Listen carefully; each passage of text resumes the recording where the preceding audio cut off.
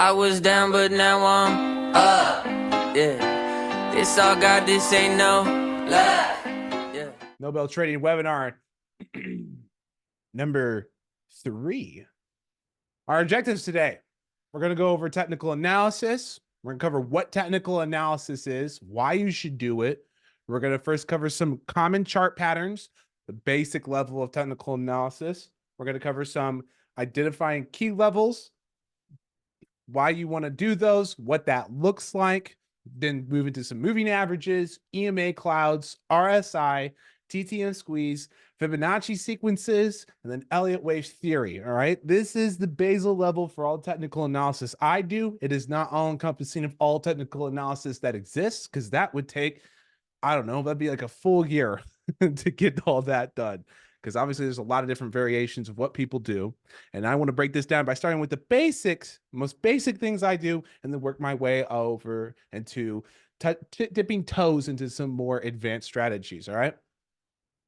And I would cover our philosophy here at Nobel Trading. Okay. We have the fundamentals, we have the mindset, and today we're going to be going over the charts. All right. You show us a chart, we'll tell you the news. Okay. The chart tells all. It's what you need to do to make sure that your theories aren't negating what the market says. Okay. You can have the best thesis in the world, but if your timing is wrong, it's not going to do you squat. Okay. You're just going to lose a bunch of money. All right. Having proper technical analysis, make sure that your biases don't put you in bad situations. Okay. Does the price action align with what you think? All right. So what is technical analysis? All right. These are tools and systems used to evaluate securities and predict their future movements by analyzing statistics gathered from trading activity, such as price movement, volume. Basically, what we're trying to do is to quantify how trader emotions and behaviors influence market patterns. Okay.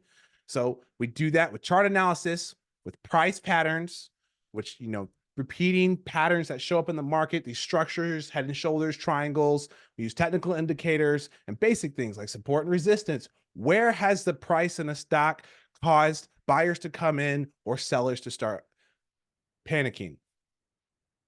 So let's cover the most basic structures that you see in the market. I'm only going to cover the top 5. All right. There's lots more that are like this. These are the best ones. And we could do historical analysis and we can see how often these actually play out. A lot of people just follow all the patterns blindly, not realizing that there are better patterns than others. Up here in the left-hand corner, we have our head and shoulders. This is your highest probability win rate, is your head and shoulders. Why is it the highest? Because it has the most parameters built into it.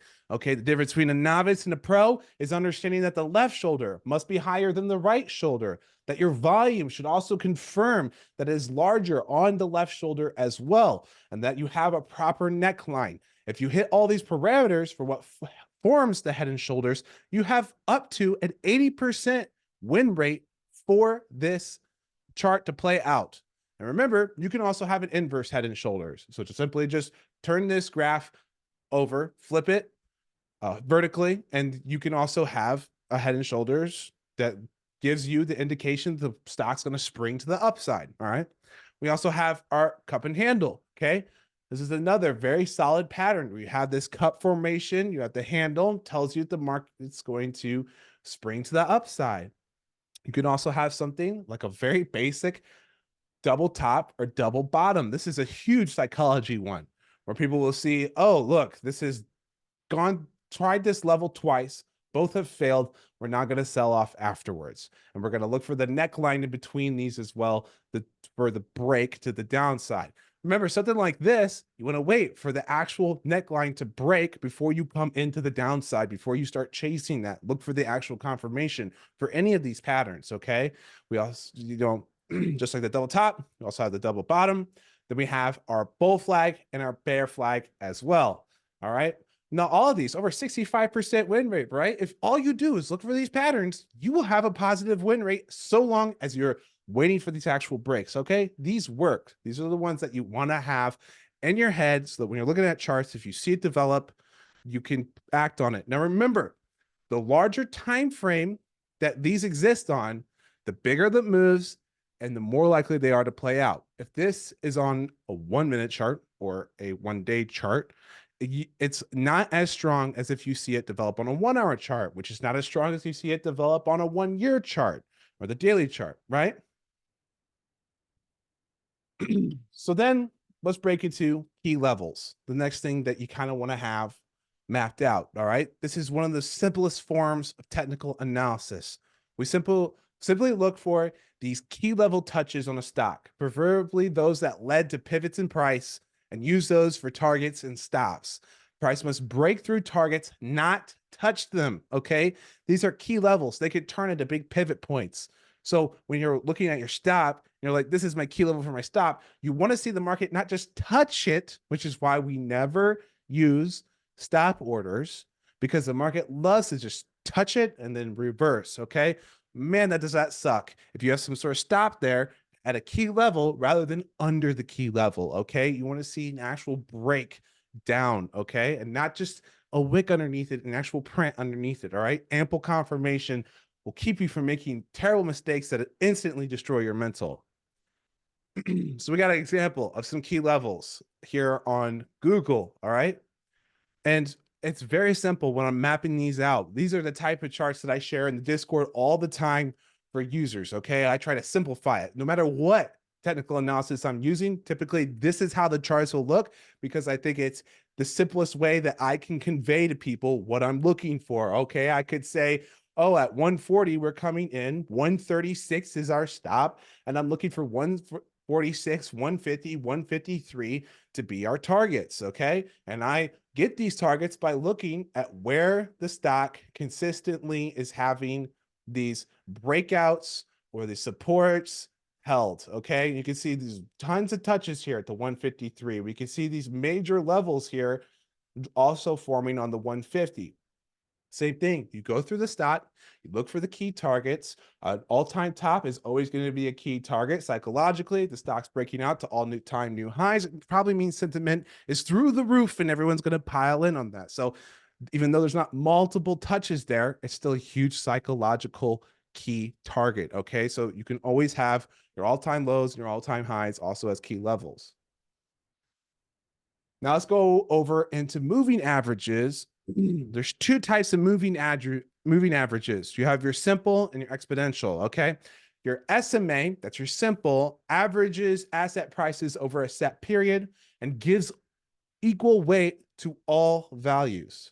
Your EMA, your exponential, averages asset prices over a set period, emphasizing recent prices for quicker responsiveness. Okay, what does that mean? That means that this is going to better represent the momentum and velocity with which the stock is moving. All right. These EMAs are going to be really key for things like day trading, for what you want to follow for when you are trying to figure out, oh, when do I want to get out of the stock? And we'll go over that in just a moment. Okay. So your SMAs, though, are going to be better for understanding key levels over longer time frames. All right. What does that look like? Well, the three most major ones that you definitely want to have an eye on are going to be your 50-day, your 100-day, and your 200-day. All right. And we can see here on QQQ right now, the NASDAQ 100. We can see our 50-day represented by this green line, your 100-day represented by the blue line, and your 200-day represented by the red line. As you can see here, your 100-day looks like it's creeping up. All right, the market's about to touch this. This could turn into huge support for the market. This is something you definitely want to watch. If it gives, you could see the market go all the way down to the 200-day moving average. On longer time frames, this can be great for when you're trying to time bottoms or understand where the sentiment is in the market. Then you have your EMA clouds. Now, these are formed by plotting two or more exponential moving averages of different lengths on a chart where the space between the two EMAs is shaded to visually represent the cloud. These clouds are relevant in identifying trades as they visually enhance the understanding of bullish or bearish momentum, with the widening or narrowing of the cloud indicating strength or weakness in the trend. All right, these are great for the short-term trades, like I said earlier. And remember, when you use these, always also be looking at multiple time frames, okay? When you're in a day trade, you want to look at the 1-minute chart, But you don't want to ignore the 15-minute chart or the 1-hour chart to better understand what the greater trend is, okay? It could throw you off if you're too zoned in, or if you're unsure about what the technicals are for a stock. Zoom out, you'll gain a lot more clarity and understand where the bias is, okay? The EMA cloud that I like to use in TradingView is called the Ripster EMA cloud, okay? It looks like this. When the stock is over this green cloud right here, that's as bullish as it can be. If it's over the blue, it's somewhat bullish. If it's under the yellow, it's bearish. If it's under the red, it's very bearish. Okay, so if you're in a day trade and you're shorting this stock, whoop, let's go back. If you're in a day trade here, you're shorting this huge downside move on this stock, and you see it start to break over that EMA, that could be a great indication of, oh, I need to get out of this. The trend is changing, okay? Especially on a chart like this. This is a 1-hour chart, okay? So you could be zoomed in on the 1-minute chart and see something completely different. But if you're on the 1-hour, you can gauge what your overall bias is and then zone in on the 1 minute to get precise timing and something like a day trade. All right. Now let's cover our RSI. RSI is used to measure momentum by comparing the magnitude of recent gains to recent losses, helping identify the speed and change of price movements. This measurement is plotted on a chart typically ranging between 0 and 100. It helps interpret overbought and oversold conditions, all right? If the RSI is over 50, it's bullish.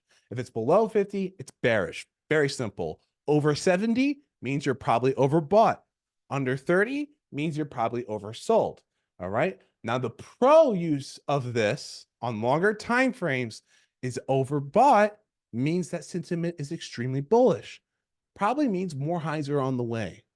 Under 30 means sentiment is extremely bearish, and it means that more lows are on the way. Lots of people will try to simplify this and say, well, if it's overbought, it means it's going to sell off. In the short term, they're right, but understanding the larger trend, you'll make more money because you'll understand if it's overbought, more highs are likely going to be coming in. And we got a great example of that here. Okay. We can see that right here on May 22nd or May 16th of 2022, we can see that QQQ hit an oversold level, just barely got under that undersold level. We can see the short-term bounce, but we can also see the huge selling that came in afterwards. Again, you can also see that on your EMA clouds, you never broke through that bearish signal, that red cloud. Again, another confirmation in a way that you can combine these technical analysis tools to have a better idea of how to map out your trading, okay? So, and if we look here, QQQ hit an overbought level. Let's backtrack. Also recognize that even though the stock went to a new low, you didn't break back into that oversold level. Actually, the RSI consolidated kind of like a stock chart would, and consolidated. So how do you know it's going to go to another low? Because of the sentiment that it still exists in the stock. Okay, now go to this overbought example. QQQ became overbought, and you might think, oh, it's going to have a sell-off, but look, barely a sell-off, barely a retracement, but it was an overbought level. This is why the pro way to use this is simply to measure sentiment. Your win rate is going to be way higher if you understand the sentiment rather than doing something like, oh, every time it's overbought, it's going to sell off. Every time it's oversold, it's just going to bounce. No, that's not how you want to use this, all right? This is a great example. The one time where this does not work is in crashes. When the market's in free fall, like the COVID crash, RSI is not going to be a very good tool for you, okay? The market's just going crazy. This went straight from overbought to sold, and then it bounced out of it. This is going to be noise, okay? But in a healthy market that's just having normal price actions and stair-stepping down, RSI is a great tool. All right, now let's talk about TTM squeeze, one of my favorites. This is an indicator that identifies periods of low volatility while also accounting for momentum, suggesting potential upcoming breakouts. It operates by observing when Bollinger Bands fall inside the Cutler channels. This convergence indicates a squeeze or reduction in volatility. The indicator uses a histogram to measure momentum. When the histogram moves outside of the zero line following a squeeze, it signals a likely breakout in the direction of the momentum shift, indicating a significant move in the asset's price may be imminent. That was a lot. I will simplify it. What you're looking for with TTM is timing tops and bottoms and understanding where sentiment is. Okay. It is another way, kind of like RSI, to identify where the trend is. All right. Larger time frames indicate bigger moves when the TTM goes from bullish to bearish or bearish to bullish, and using multiple time frames and aligning those to see the 15-hour, the 1 hour, and the daily get bullish at the same time is key for timing your positioning. Okay. And if you don't have that alignment, what you're likely going to see is chop. Okay, let's break down some examples of using TTM. All right. So we can see here on the S&P 500, when you have the TTM breaking from the bearish signal here. So the pink here is bearish. And then we can see that the magenta is meaning that the market is improving its sentiment. The breakout to the green indicates that the stock is going to break out. And we can see that that led to a huge ramp up in the stock. We also look at the weekly TTM, we can see confirmation of that as well, where the weekly actually went from being mega bearish to then improving, started to turn a dark purple, indicating that the sell-off may be done. We can see that those aligned perfectly. That type of alignment is how you're going to catch those huge swings. Okay. If you use that, you would have caught the rally at the beginning of the year perfectly. All right. Same thing with the recent sell-off. If you look at the daily chart here on the TTM squeeze, you align that with the weekly, which is already breaking down as the TTM on the daily is signaling downside as well. And you could have gotten in, not perfectly into the selling, but you could have gotten in a lot earlier than most traders did, as most traders were just getting bearish last week when we've been bearish.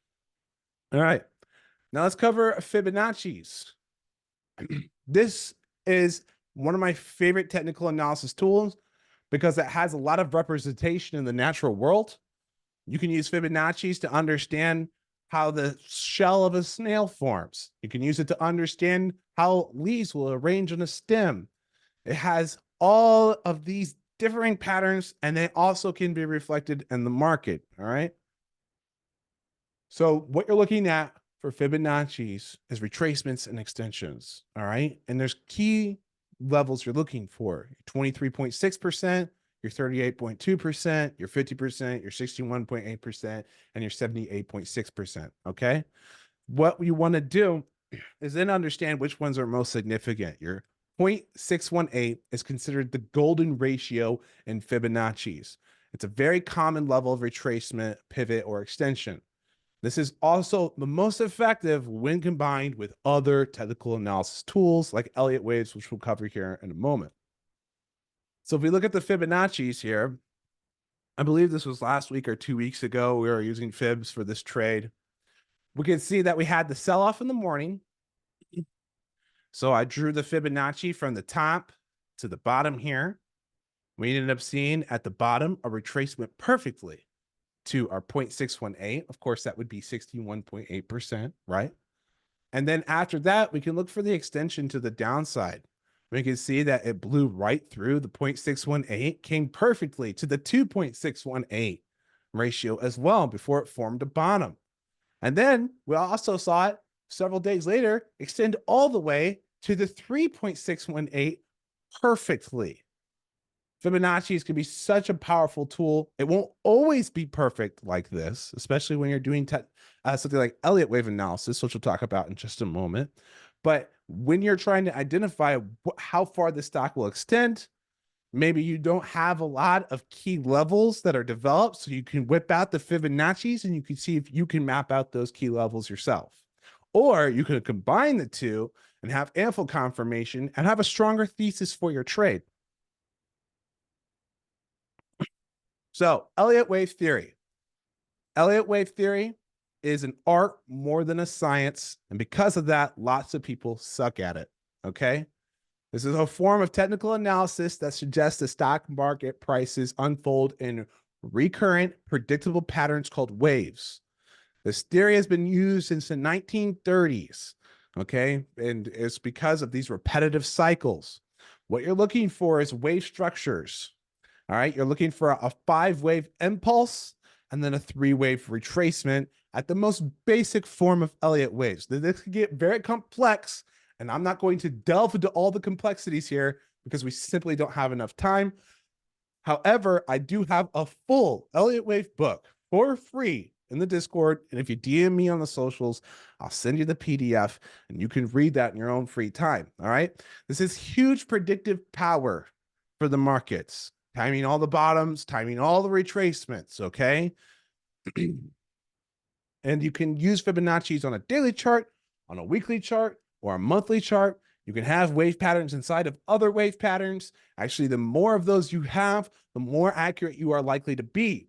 All right, so let's cover some basic rules, okay? This is the basic structure I was talking about. You have this 5-wave pattern to the upside, then this 3-wave pattern retracement, okay? So 1, 2, 3, 4, 5, and then 1, 2, 3, and we can see that we led to another pattern. But also understand that all of these also exist in the 1, 2, 3, 4, 5 wave pattern as well. All right. The more of these you can develop inside, the more accurate your charting is going to be. So if you use them in conjunction with your Fibonacci's, you can then also understand what the extension will be. All right. If I draw my Fibonacci from the bottom of wave 3 to the top of wave 3, then I can start to figure out where wave 4 will likely be. Most likely in between the 38.2 and the 61.8 percentile. Okay. And then when we look for that bottom, maybe we use something like our EMAs in conjunction with this to say, oh, that's likely bottom right there. And then we can catch the full 5th wave.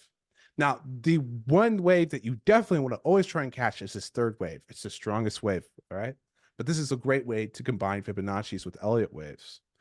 Same thing here. You can then use the 3rd wave here, drawing your Elliott wave from the 3rd wave down to the 4th wave, and understand that a 61.8% extension is likely where the 5th wave will end up. Remember, it's not perfect. You can see it here. It went to the 36th percentile. All right. But it gives you a rough estimation. All right. Remember that when you're looking on the market and you're new to this, the 5-wave pattern you want to look for is this diagonal impulse. These can also just be complete sideways. All right. So when you're hunting around for these, don't force them.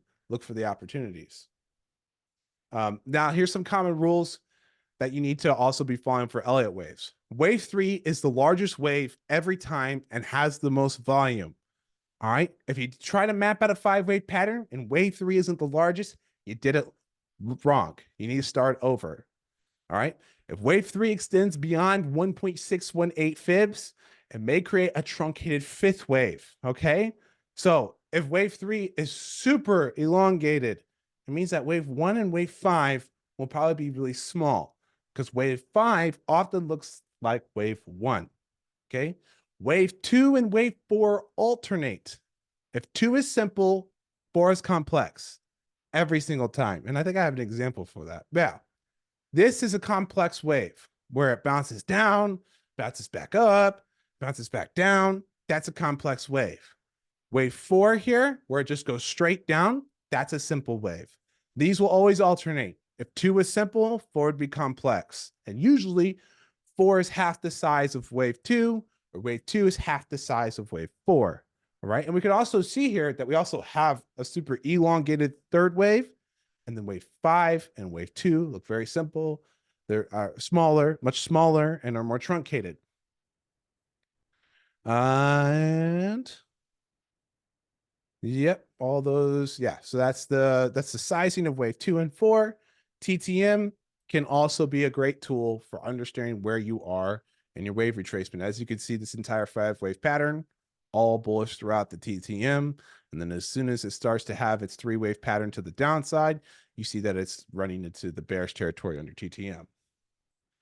Common wisdoms to remember, okay? Always have a plan, no matter how simple. Even if you're just using key levels, that is a plan. Trend is your friend. Don't fight the trend. Wait for the trend to break. Wait for that ample confirmation, okay? You don't have to run in front of the train. You can wait. You can even be a little late. You'll still make great money. A lot of these are self-fulfilling prophecies. That's why they work. Head and Shoulders works because everyone's looking for the Head and Shoulders. So then everyone does what the Head and Shoulders does. That's why these work. Okay. Lots of people think it's just squiggles, but if everyone's looking for the same squiggles, they're all going to do the same thing. The larger the time frame, the more exaggerated and stronger the move will be. When in doubt, zoom out.